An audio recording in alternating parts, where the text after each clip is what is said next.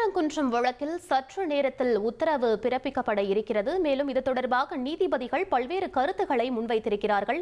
மேலும் விவரங்களை எமது செய்தியாளர் மாரிச்சாமி வழங்கிட கேட்கலாம். மாரிச்சாமி, இந்த வழக்கு தற்போது வரை கடந்து வந்த பாதை என்னவாக இருக்கிறது? மேலும் என்னென்ன கருத்துக்களை நீதிபதிகள் முன்வைத்திருக்கிறார்கள்?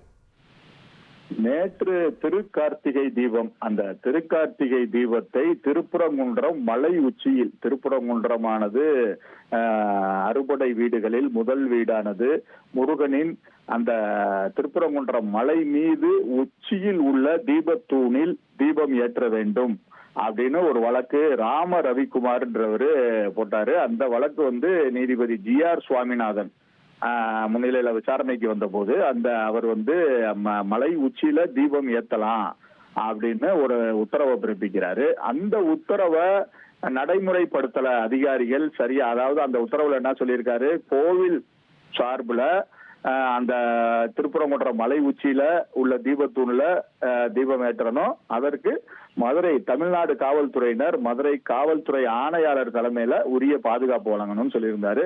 நேற்று மதியம் வரைக்கும், மாலை வரைக்குமே அந்த தீபம் ஏற்றுறதுக்கான எந்த முயற்சியும் எடுக்கல கோவில் நிர்வாகம் அப்படின்னு சொல்லி நேற்று தான் திருக்கார்த்திகை தீபம், நேற்று தான் தீபம் ஏற்ற வேண்டிய தினம். அத நீதிபதி ஜி.ஆர். சுவாமிநாதன் முன்னிலையில வழக்கறிஞர் அருண் சுவாமிநாதன் மென்ஷன் பண்றாரு, முறையீடு பண்றாரு. இந்த மாதிரி நீங்க போட்ட உத்தரவை இன்னும் அதிகாரிகள் நடைமுறைப்படுத்துறதுக்கான எந்த இதுவும் செய்யல, எந்த ஏற்பாடுகளும் செய்யலன்னு. அதுக்கு முன்னதாகவே நேற்று முன்தினமே இந்த உத்தரவை நடைமுறைப்படுத்துவதை எதிர்த்து கோவில் நிர்வாகம் சார்பில் 2 நீதிபதிகள் அமர்வு, மெட்ராஸ் உயர் நீதிமன்ற மதுரை அமர்வின் நிர்வாக நீதிபதி ஜெயச்சந்திரன், கே ராமகிருஷ்ணன் ஆகியோர் கொண்ட அமர்வுல ஒரு மனு தாக்கல் செய்யப்படுது கோவில் நிர்வாகம் தரப்புல. அந்த மனு விசாரணைக்கு பட்டியலிடப்படல. இந்த நிலையில தான் நேற்று இருந்துச்சு. நேற்று இருக்கும்போது அவங்க தரப்புல அதிகாரிகள் இன்னும் முன் வரல அப்படின்னு சொல்றாங்க. அதே மாதிரி அந்த மனுதாரர் ராம ரவிக்குமார் இதை ஒரு நீதிமன்ற அவமதிப்பு நடவடிக்கை எடுக்கணும்னு அவர் மனுவே தாக்கல் செஞ்சிடறாரு. ஒரு 5 மணி அளவுல நீதிபதி ஜி.ஆர். சுவாமிநாதன் என்ன செய்யறாரு, கோவில் நிர்வாகம் சார்பிலையும் மதுரை மாநகர காவல்துறை ஆணையாளரும் கோவில் நிர்வாகம் தரப்புல இணை ஆணையரும் உடனடியா காணொலி வாயிலாக நீதிமன்ற விசாரணைக்கு ஆஜராகணும்னு சொல்றாரு. அது அரசு தரப்பு வழக்கறிஞர் அந்த கோவில் தரப்பு ஆட்களை யாரையும் தொடர்பு கொள்ள முடியல அப்படின்னு சொல்லி அவங்க கோவில் தரப்புல இருந்து யாரும் ஆஜராகலைன்ன உடனே நீதிபதி ஜி.ஆர். சுவாமிநாதன் 6 மணிக்கு கரெக்டா தீபம் ஏத்தி ஆகணும். மலை உச்சியில கோவில் தரப்புல 6 மணிக்கு தீபம் ஏத்தணும். அப்படி 6 மணிக்கு தீபம் ஏத்தலைன்னா நீதிமன்ற அவமதிப்பு நடவடிக்கை எடுத்துருவோம் 6:05 அப்படின்னு சொல்றாங்க. ஏன்னா அவங்க சொல்லியிருக்கிறது அந்த 6 மணி டயத்துல தான், அது முடிஞ்ச உடனே தான் நீதிமன்ற கோர்ட்டு கண்டெம்ட் எடுக்க முடியும் அப்படின்னு சொல்றாங்க. அதே மாதிரி 6 மணிக்கு ஏத்தல, 6:05 அவர் ஒரு உத்தரவை பிறப்பிக்கிறாரு. அவங்க போலீஸ் பாதுகாப்போட அவங்க கோயில் தரப்பு இந்த தீபம் ஏத்தல. அதனால இந்த ராம ரவிக்குமார், மனுதாரரான ராம ரவிக்குமார் தனது ஆட்கள் ஒரு 10 பேரை கூப்பிட்டுக்கிட்டு நேரம் சிஐஎஸ்எஃப் பாதுகாப்பு படையினர், மத்திய தொழிலக பாதுகாப்பு படையினர் உயர் நீதிமன்றம் மதுரை அமர்வுல பாதுகாப்புல இருக்காங்க. அவங்கள கூப்பிட்டுட்டு அவங்கள பாதுகாப்புக்கு வச்சுக்கிட்டு நேரம் மலை உச்சியில போய் தீபத்தை ஏத்திடலாம் அப்படின்னு சொல்றாங்க. அந்த நேரத்துல அங்க திருப்பரங்குன்றம் பகுதியில பெரிய தள்ளுமுள்ளு, ஒரு கலவரம் போல காட்சி அளிக்குது அந்த ஏரியாவே. உடனடியா அங்க 144 தடை உத்தரவை மாவட்ட நிர்வாகம் போடுது. இவங்க சிஐஎஸ்எஃப் வீரர்களோட அங்க போகும்போது இந்த மாதிரி அவங்கள ஏத்த முடியல அப்படின்ற இதுலதான் உடனடியா இங்க மதுரை அமர்வுல அரசு வழக்கறிஞர்கள் அந்த நீதிபதி ஜெயச்சந்திரன், கே ராமகிருஷ்ணன் அவங்க அமர்வுக்கு நீதிபதி ஜெயச்சந்திரன் முன்னிலையில இந்த வழக்கை அவசர வழக்கா எடுக்கணும். அந்த கோவில் தரப்புல போட்டிருக்க வழக்க, அதாவது மலை உச்சியில தீபம் ஏற்றக்கூடாது, ஏற்ற உத்தரவு தனி நீதிபதி போட்டிருக்காரு, அந்த உத்தரவை ரத்து செய்யணும் அப்படின்னு கேக்குறாங்க. அந்த வழக்கு தான் இன்னைக்கு காலையில நீதிபதி ஜெயச்சந்திரன், கே ராமகிருஷ்ணன் முன்னிலையில இன்னைக்கு காலைல எடுத்துக்கிறோம்னு சொல்லியிருந்தாங்க. அதே மாதிரி முதல் வழக்கா விசாரணைக்கு எடுத்தாங்க.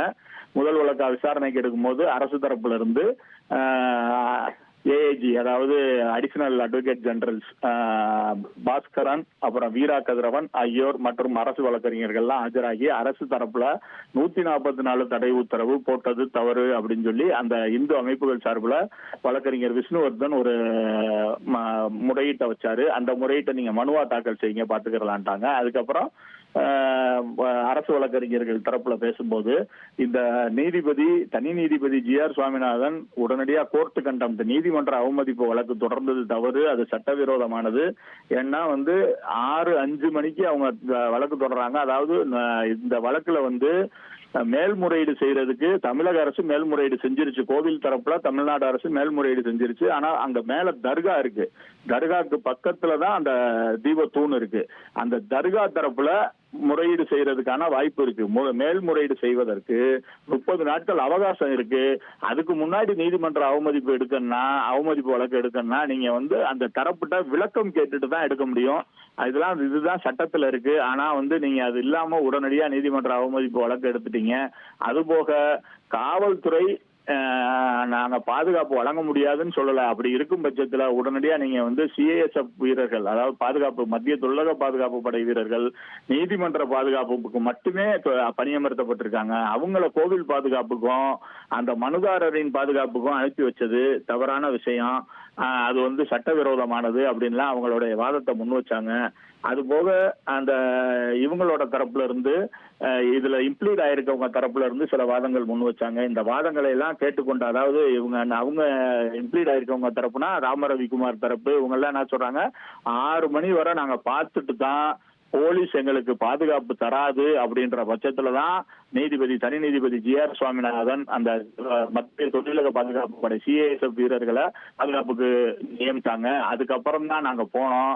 ஆனா அதுக்கப்புறம் அதுதான் கரெக்டான நீதிமன்ற அவமதிப்பு வழக்கு. அவங்க சொன்ன நேரத்துக்கு அப்புறம் தான் நீதிமன்ற உத்தரவை நிறைவேற்றாதனாலதான் எடுத்தாங்க அப்படின்லாம் அந்த தரப்பு வழக்கறிஞர்கள் வாதம் வச்சாங்க.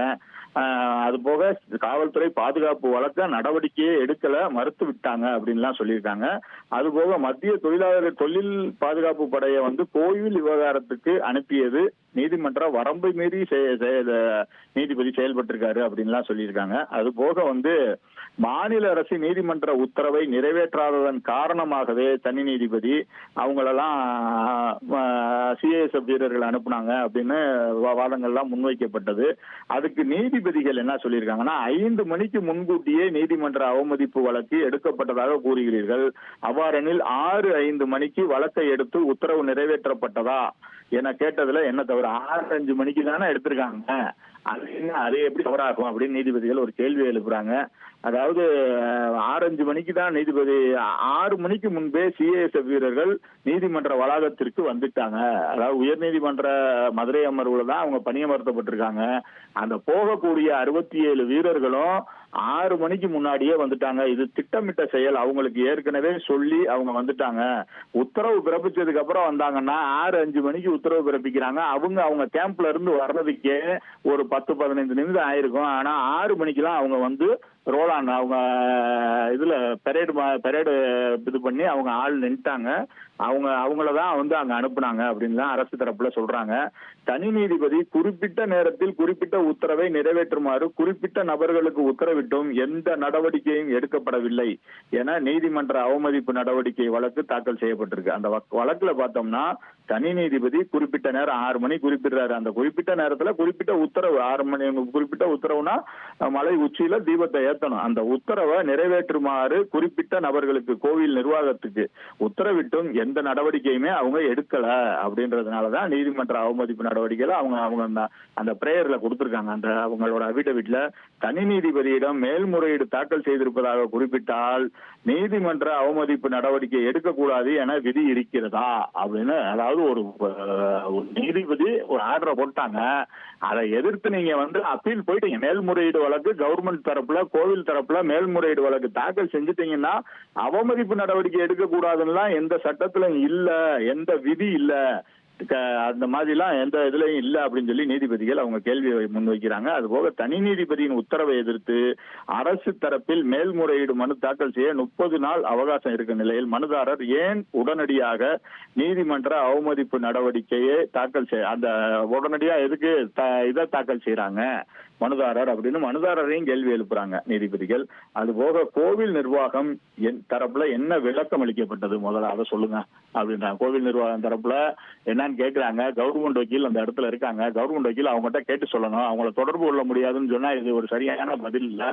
அது அவங்க தரப்புல என்ன பதில் அளிக்கப்பட்டது, என்ன பதில், என்ன அவங்க தரப்புல என்ன விளக்கம் அளிக்கப்பட்டதுன்னு கேட்கிறாங்க. கோயில் நிர்வாகம் தரப்பில் யாருமே ஆஜராகல அப்படின்னு ராம ரவிக்குமார் தரப்புல உடனடியா சொல்லிடுறாங்க. இப்படி எல்லாம் இருக்கும்போது பிரதான மனுவில் அதிகாரிகள் தீபத்தூணில் தீபமேற்ற உத்தரவிட்ட நிலையில் நேற்று மனுதாரர் தீபமேற்ற உத்தரவிட்டிருக்கிறார். மனுதாரர் அதாவது அதிகாரிகளை தீபமேற்ற உத்தரவிட்டாரு. பிரதான மனுவுல அவர் யாரு GR சுவாமிநாதன் ஜட்ஜு உத்தரவிட்டிருக்காரு. அதுக்கப்புறம் மனுதாரரை உத்தரவிட்டிருக்காரு. அவ்வாறு உத்தரவை மாற்றி திருத்தறதுலாம் செல்லுமா அப்படின்னு சொல்லி தர்கா தரப்புல இருந்து அவங்க இம்ப்ளீட் ஆன, அதாவது இந்த இடையீட்டு மனுலாம் தாக்கல் செஞ்சிருந்தாங்க. அந்த அவங்க தரப்புல இருந்தும் அவங்க பேசுறாங்க. அவங்க வழக்கறிஞர் இதை கேட்கிறாரு. பிரதான மனுவுல அதிகாரிகள் கோவில் நிர்வாகம் தரப்புல மலை உச்சியில தீபத்தை ஏத்த சொல்றாரு.